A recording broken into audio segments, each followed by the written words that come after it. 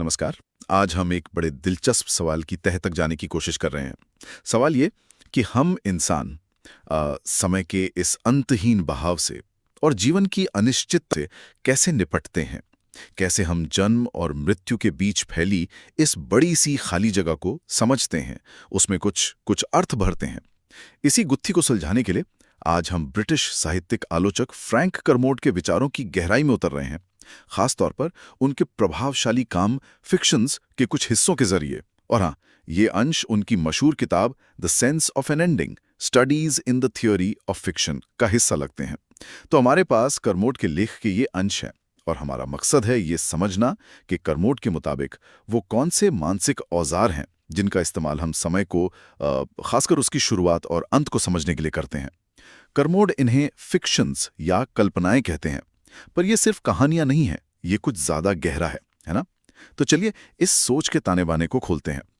करमोड की शुरुआत ही इस विचार से होती है कि हम इंसानों में समय को एक शक्ल देने की, उसे व्यवस्थित करने की एक बुनियादी मनोवैज्ञानिक जरूरत होती है। हम चीजों को समझने के लिए, जैसे इतिहास को या अपनी ही जिंदगी को एक पूरी कहानी की तरह देखने के लिए, उस पर एक शुरुआत और एक अंत थोप देते हैं। बिल्कुल वैसे ही जैसे किसी उपन्यास का पहला और आखिरी पन्ना तय करना जरूरी हो। आपको क्या लगता है ये जरूरत इतनी गहरी क्यों है? हाँ, ये एक बहुत ही मौलिक अवलोकन है। बिल्कुल। दरअसल ये जो बीच का हिस्सा है ना, मतलब हमारे जीवन का फैलाव, हमारा वर्तमान, उसमें किसी तरह का तालमेल, कोई पैटर्न, कोई अर्थ खोजने की हमारी एक छटपटाहट है। बिना शुरुआत और अंत के समय बस एक अंतहीन, मतलब अर्थहीन सिलसिला बनकर रह जाता है। करमोड अपनी किताब the sense of an ending में इसका एक जबरदस्त उदाहरण भी देते हैं। दुनिया के अंत या प्रलय, एपोकलिप्स जिसे कहते हैं, उसकी भविष्यवाणियों का। हाँ, वो भविष्यवाणियां। इतिहास ऐसी भविष्यवाणियों से भरा पड़ा है जो कभी सच नहीं हुई, है ना? लेकिन करमोड कहते हैं कि मुद्दा ये नहीं है कि अंत कब आएगा या आएगा भी या नहीं। मुद्दा ये है कि अंत की कल्पना ही हमारे लिए जरूरी है। ये हमें सोचने के लिए, चीजों को समझने के लिए एक ढांचा देती है, एक फ्रेमवर्क आप कह सकती हैं। ये हमें बताती है कि हम कहानी में कहाँ हैं। और जब वो अपेक्षित अंत नहीं आता, जैसा कि अक्सर होता है, तब क्या यहीं पर करमोड पेरिपेटिया की बात करते हैं? सही कहा ना? ये शब्द ग्रीक नाटकों से आया है, जिसका मतलब है भाग्य का अचानक पलट जाना या कहानी में कोई अप्रत्याशित मोड़। हाँ बिल्कुल, पेरिपेटिया करमोड के संदर्भ में ये सिर्फ एक साहित्यिक तकनीक नहीं है, बल्कि ये दिखाता है कि हम वास्तविकता से कैसे तालमेल बैठाते हैं।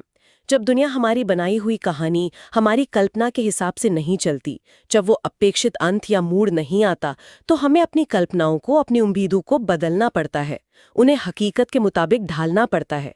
ये हमारी कहानी में एक तरह का अनएक्सपेक्टेड ट्विस्ट है, जो हमें अपनी समझ को अपडेट करने पर मजबूर करता है। हाँ, ये निराशाजनक हो सकता है, पर ये हमें वास्तविकता के करीब भी लाता है, अगर हम अपनी कल्पनाओं को बदलने को तैयार हों। तो ये कल्पनाएं या फिक्शंस आखिर है क्या ये? जब मैंने पहली बार पढ़ा तो मुझे लगा कि शायद वो इन्हें झूठ कह रहे हैं, लेकिन उनका मतलब कुछ और है।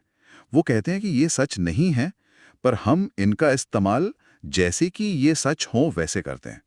ये जैसे कि वाला पहलू, इसे थोड़ा और समझाएंगे? हाँ, ये करमोड के तर्क का आप कह सकते हैं दिल है। और हाँ, ये थोड़ा पेचीदा लग सकता है शुरू में। वो यहाँ जर्मन दार्शनिक हांस वाहिंगर के फिलॉसफी ऑफ एज इफ से बहुत प्रभावित हैं। वाहिंगर का मानना था कि हम अपनी जिंदगी और सोच में बहुत सी ऐसी अवधारणाओं का इस्तेमाल करते हैं जिनके बारे में हम जानते हैं कि वो लिटरली सच नहीं है, शब्दशः सच नहीं, लेकिन वे दुनिया में काम करने के लिए बेहद उपयोगी हैं। अच्छा, जैसे कोई उदाहरण? हाँ, एक सरल उदाहरण लें। जैसे हम सब जानते हैं कि शेयर बाजार का ग्राफ भविष्य का कोई सटीक नक्शा नहीं है, उसमें बहुत सी अटकलें हैं, अनिश्चितताएं हैं। लेकिन निवेशक और विश्लेषक, मानो एज इफ वो भविष्य के रुझानों का संकेत दे रहा हो, उसके आधार पर फैसले लेते हैं। करमोड कहते हैं कि साहित्य और कहानियों के साथ भी हम कुछ ऐसा ही करते हैं। वो अमेरिकी कवि वैलिस स्टीवंस का भी जिक्र करते हैं, जिनका मानना था कि कविता और कल्पनाएं वो हमें इस बेतरतीब केओटिक दुनिया में व्यवस्था और समझ बनाने में मदद करती हैं। ये दुनिया को देखने के लिए एक लेंस की तरह है, एक तरह से। तो मतलब ये सिर्फ मन बहलाने हैं, झूठी कहानियां नहीं है, बल्कि ये दुनिया में जीने, उसे समझने और उसमें अपना रास्ता बनाने के लिए जरूरी औजार हैं। ये तो बहुत शक्तिशाली विचार है। हाँ, बहुत शक्तिशाली। लेकिन यहीं पर कर्मोड एक बहुत जरूरी और बहुत बारीक अंतर बताते हैं कल्पनाओं, फिक्शंस और मिथकों, मिथ्स के बीच, और ये समझना बहुत जरूरी है। उनके अनुसार कल्पनाएं यानी फिक्शंस वो लचीली होती हैं, फ्लेक्सिबल। वे दुनिया को समझने, चीजों को खोजने का एक तरीका है। हम उन्हें बनाते हैं, इस्तेमाल करते हैं और जरूरत पड़ने पर बदल भी सकते हैं, उन पर सवाल उठा सकते हैं। जैसे एक वैज्ञानिक परिकल्पना होती है ना, जिसे जांचा जाता है, बदला जा सकता है। हाँ हाँ। दूसरी तरफ मिथक मिथक कठोर होते हैं, रिजिड। वे सवाल उठाने की इजाजत नहीं देते, वे विश्वास की मांग करते हैं, ब्लाइंड फेथ। वे दुनिया की व्याख्या अक्सर अपरिवर्तनीय, दैवीय या ऐतिहासिक शक्तियों के हवाले से करते हैं और उन्हें अकाट्य सत्य की तरह पेश किया जाता है।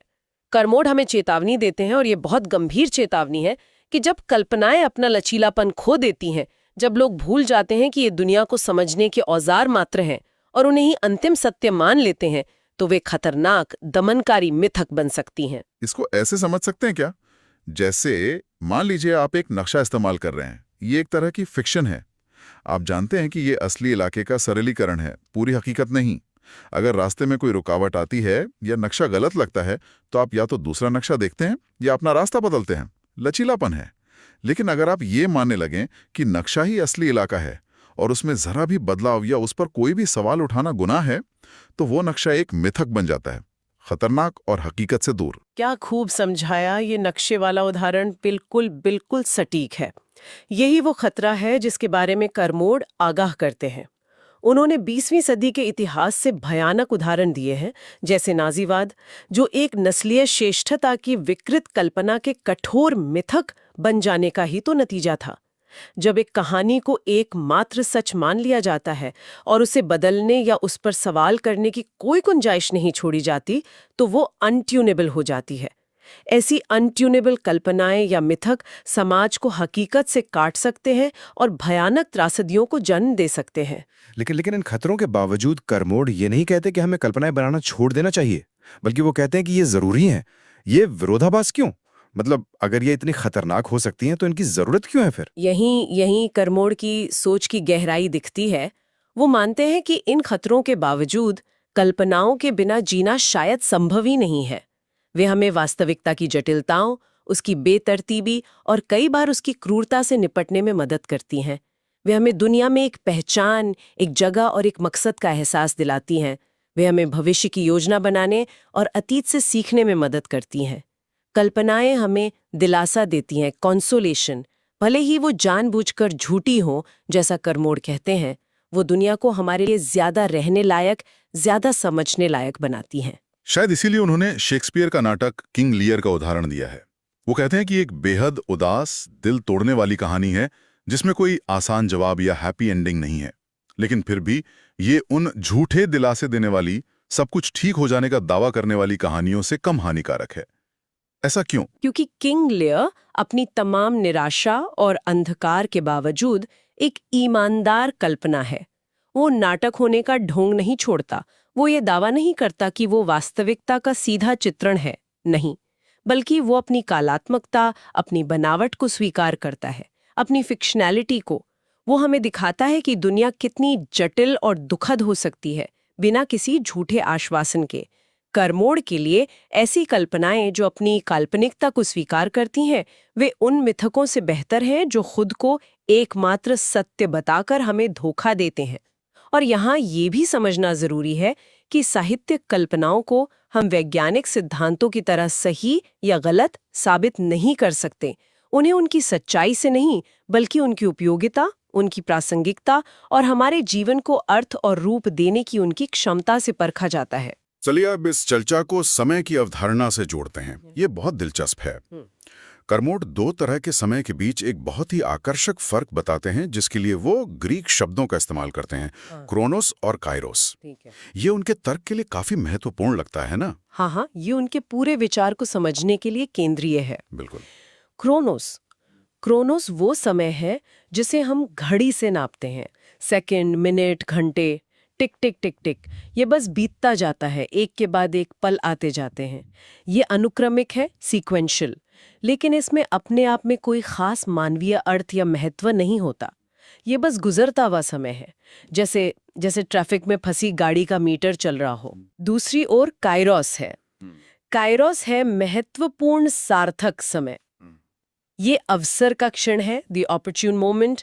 संकट का समय है, फैसले की घड़ी है, बदलाव का दौर है।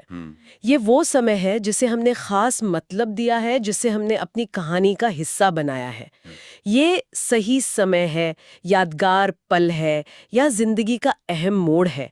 ये सिर्फ गुजरता नहीं, ये महसूस किया जाता है, जिया जाता है। तो फिर कल्पनाएं, खासकर कहानियों के प्लॉट या कथानक, इन दोनों तरह के समय से कैसे जुड़ते हैं?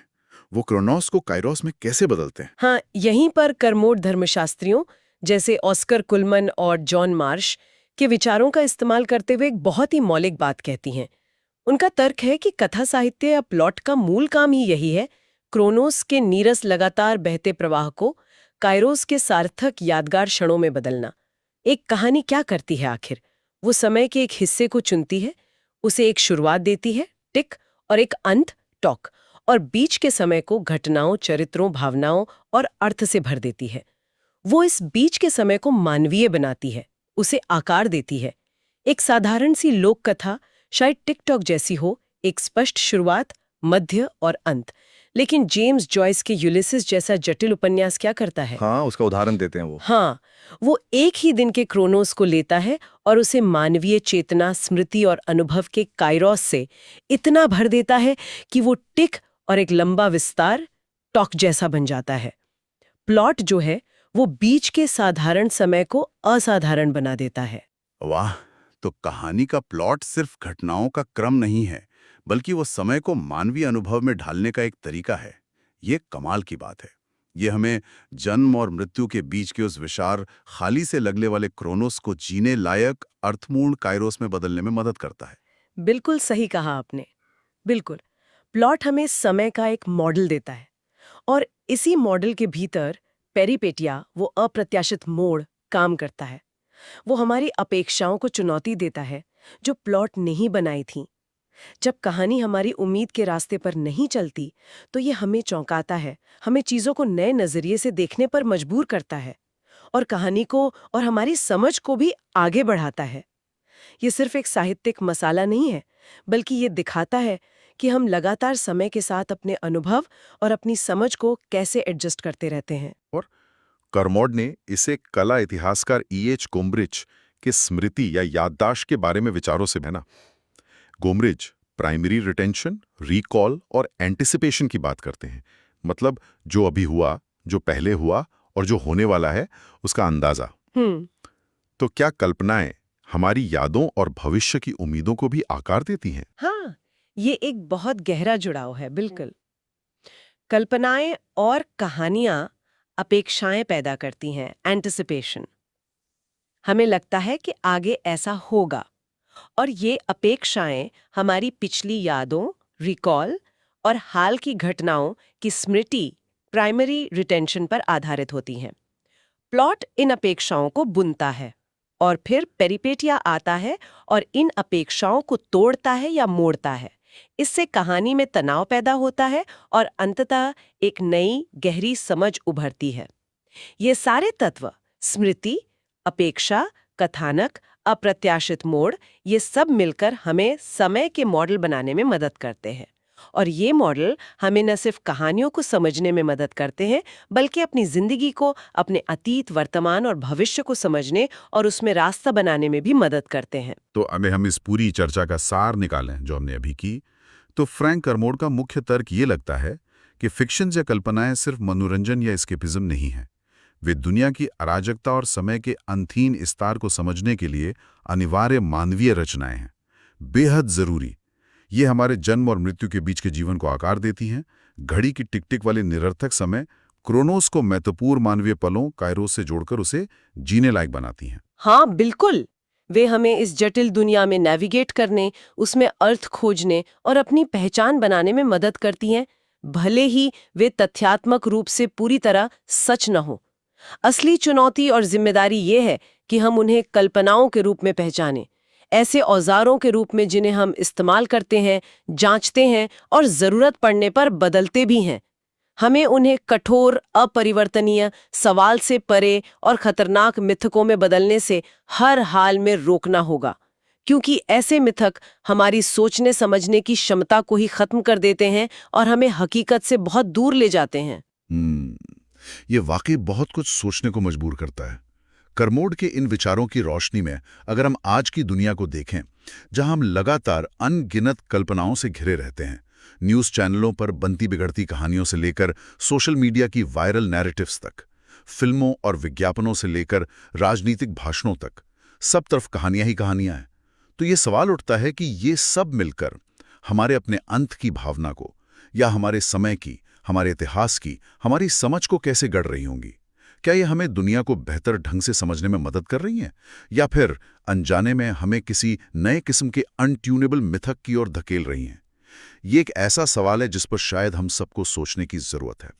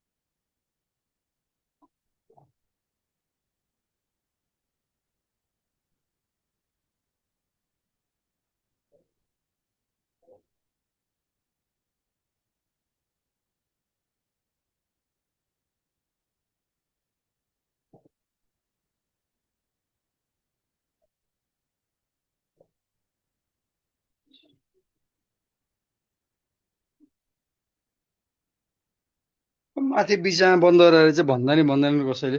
बिचमा बिचमा बन्द गराएको छ भने भन्नु पर्दैन बन्द गरेपछि त।